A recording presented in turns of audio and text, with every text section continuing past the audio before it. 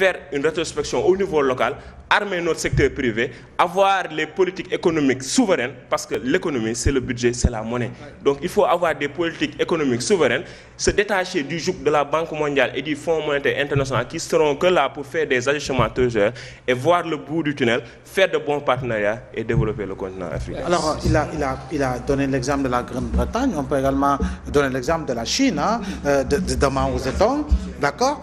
Quoi qu'on puisse dire, à travers la révolution culturelle, à travers la campagne des sans-fleurs, et j'en passe, est-ce qu'aujourd'hui, il n'est pas urgent, justement, pour l'Afrique? Parce que, quoi qu'on puisse dire, nous avons vécu 300 ans d'esclavage, un siècle de colonisation, et depuis lors, donc on parle justement de l'existence encore du néocolonialisme. Les plans d'ajustement structurel, nous les avons vécus et aujourd'hui nous vivons d'autres plans d'ajustement structurel sous d'autres formes et sous d'autres connotations économiques. Est-ce qu'il ne faudrait pas aujourd'hui que l'Afrique, dans sa majorité, l'Afrique dans sa globalité, cherche vraiment le moyen le plus adéquat pour avoir une économie, j'allais dire des économies fortes? Oui, mais cela suppose des dirigeants autonomes. Vous savez, le problème, c'est... Moi, j'ai tellement peur de l'infiltration. Vous savez... Est-ce que c'est une question de citoyenneté patriotique ou de patriotisme citoyen? L'autonomie, c'est départir de la présence de l'autrui, d'autrui, c'est-à-dire de la présence, bon, on prend l'exemple, nous c'est la présence française, c'est-à-dire se dire qu'on peut s'en sortir seul.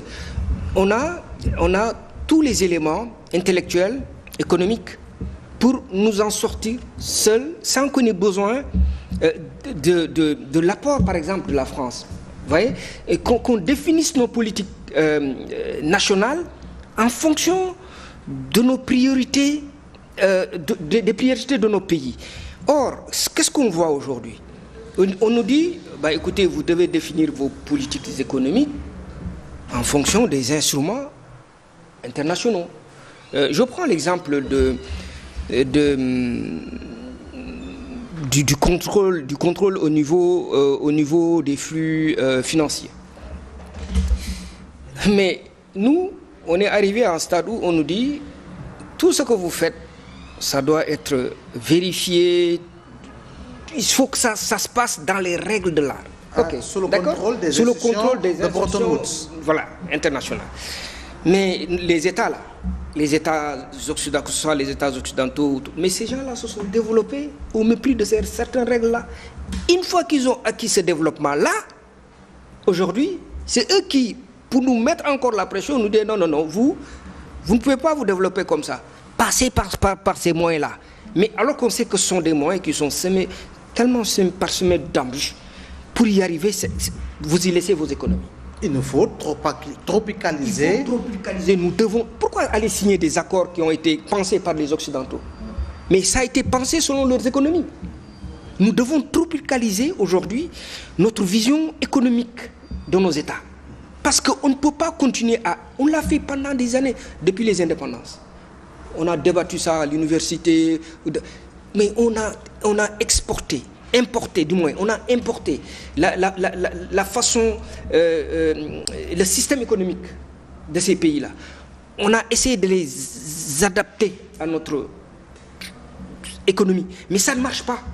Moi, ça fait aujourd'hui plus de 25 ans que je vis là-bas. Ça va être 27. Mais à chaque fois quand je viens au Sénégal, c'est la même chose. Hein. Je vois que c'est les mêmes problèmes que je vois. C'est les mêmes problèmes. Et des fois, je me dis, mais est-ce que... Bon, PSE, c'est bon. Qui a pensé le PSE? Qui a pensé le PSE? Il l'a pensé pour qui?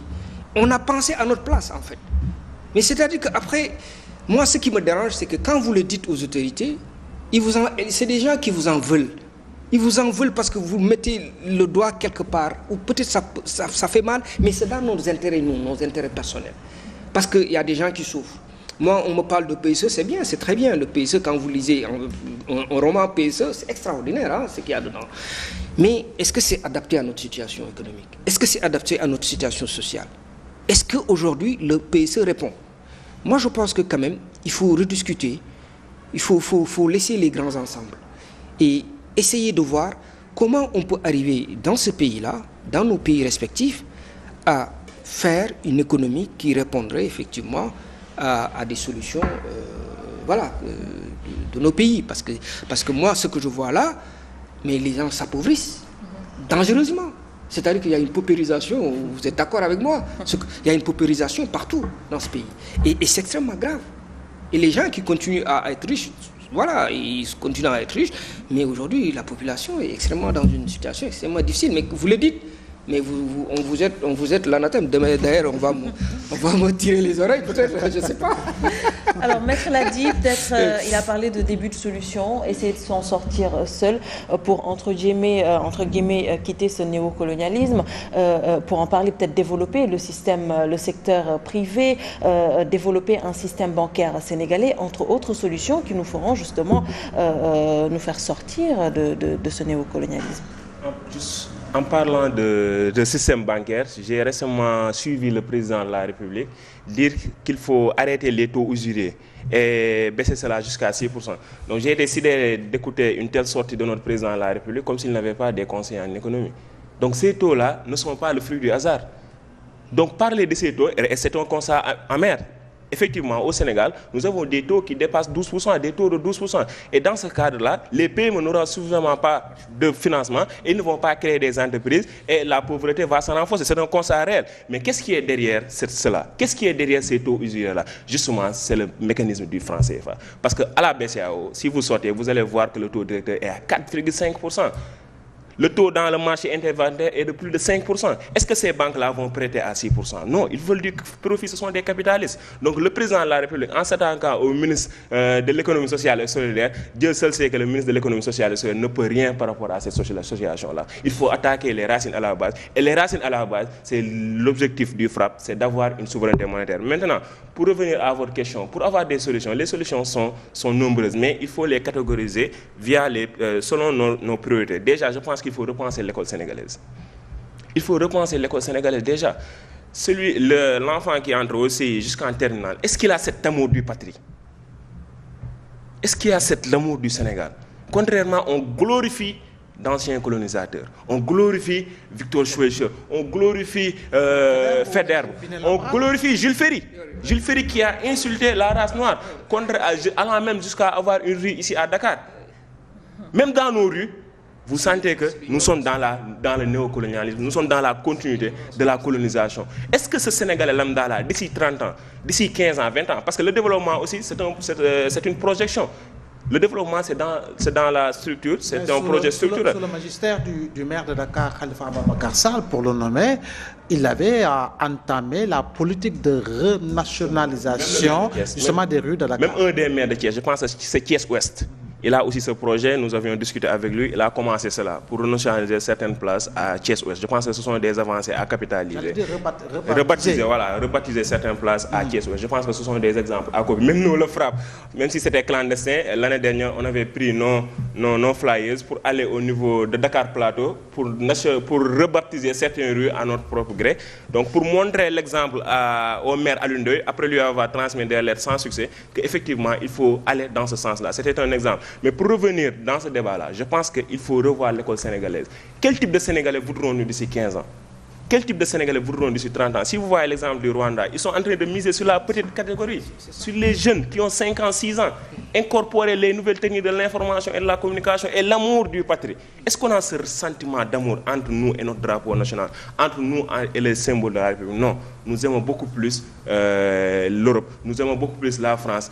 Nos femmes veulent se dépigmenter, les jeunes veulent aller en France. J'ai décidé de voir un rapport de ADA qui dit que si vous voyez 4 étudiants, les 3 veulent aller en France. Donc je pense qu'il faut aller à la base, avoir une école du Sénégal, parce qu'actuellement nous avons une école française au Sénégal. Nous avons une école française au Sénégal. Comment faire pour parler bien le français et larguer nos langues nationales? Et des professeurs émérites dans le département d'histoire et dans le département de philosophie ont fait des travaux pour qu'on puisse valoriser les enseignements de Cheikh Anta Diop. Mais jusqu'à présent, ce sont dans les tiroirs du président de la République Macky Sall en 2016. Donc je pense que c'est un début de solution. L'autre solution, c'est la sensibilisation. Ce que les organisations comme le FRAPP et d'autres organisations anti-impérialistes font, projeter des séances, faire des séances de renforcement de capacité pour faire connaître les réalités géopolitiques. Parce qu'il faut que cette nouvelle jeunesse africaine connaisse les réalités géopolitiques, ce qui se cache derrière les contrats. Donc c'est ce que nous faisons. Récemment, on avait invité l'ancien ministre malien de l'Éducation qui faisait un exposé sur le terrorisme au Mali. Je pense qu'on va venir du côté sécuritaire pour voir ce qui se passe réellement en Afrique et la responsabilité de la France dans le terrorisme en Afrique. Donc je pense que ce sont des débuts de solutions. Préparer aussi notre secteur privé pour qu'ils puissent porter, eux aussi, ils ne sont pas, il y a des critiques qu'on peut les lancer, mais aussi un État doit créer le cadre. Ce n'est pas à l'État de porter la croissance économique, mais l'État doit créer le cadre. Créer le cadre, c'est accompagner son secteur privé national, c'est regrouper son secteur privé national. Au Sénégal, on a combien d'associations de secteur privé? C'est nombreux. C'est pourquoi, quand le président voyage, il aura la difficulté d'inviter certains patrons. Parce que si vous allez en Côte d'Ivoire, si vous allez au Maroc, si vous allez en France, le patronat est uni, le patronat est légiféré. Donc ce sera facile pour l'État d'avoir un interlocuteur direct. Je pense que dans le PSE2, le président de la République doit regrouper son